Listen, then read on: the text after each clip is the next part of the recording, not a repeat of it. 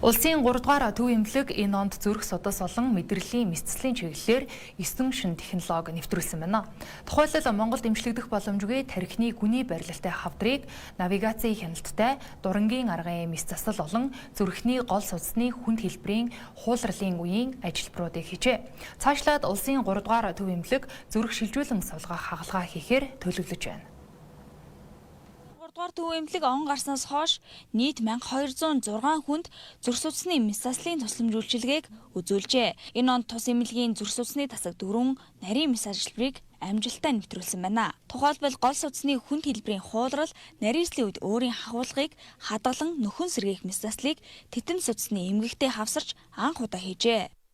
44 хүн дээр гол судасны хуулралын мэс заслыг амжилттай хийгээд байна. Энэ маань юу гэсэн үг вэ гэхээр гол судасны хуулрал цүлхэн хуулрал гэдэг бол ер нь бол амь насны цагаар хэмжигдэх гадагшаа явж хэмжлүүлэх боломжгүй тийм хүнд эмгэг байдаг. Гадагшаа явсан ч маш өндөр өртөгтэй 2-300 сая өртөгтэй маш хүнд эмгэг байдаг. Энийг бид хүн их орондоо хэмжилснээр Монгол хүнийхээ амь насыг аврахаас гадна Монголоос орсож байгаа мөнгө урсгалыг хэмжиж байгаа.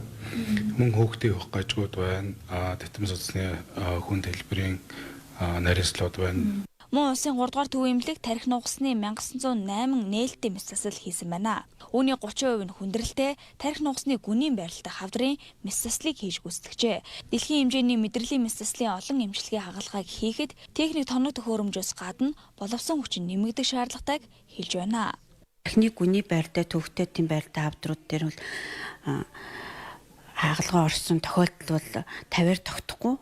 Тийм баруун 200 гараа явцсан байж байгаа. Тэгээд эндээс нь бол эдийн шинжилгээр бол хортой хавдрууд бол нийлээ их хувийг бол эзэлсэн. Тэгээд мэсцэл бол үргэлж багаар ажилдаг. Тэнийг хүний бүрэлдэхүүн байхгүй. Тэгээд болохоор бол багаар нь сургалтанд хамруулах тэр нь хамгийн чухал хүний нөөцөө бэлдэх. Тэгээд тоног төхөөрөмж юу бас ингээд яг мэрэгжлийн хүнтэй хамтарч тэрийг хийх. Тэгэхээр тоног төхөөрөмжн дээр техникч, инженер бас чухал. Улсын 3 дугаар төв эмнэлэг цаашид зүрх судасны мэс засалт робот ашиглах мөн жижиг зүслэгээр бүх төрлийн хагалгааг хийх зорилго тавьжээ. Ингэснээр гадаад улсад өндөр үнээр эмчилгээнд явах шаардлагагүй болох юм а.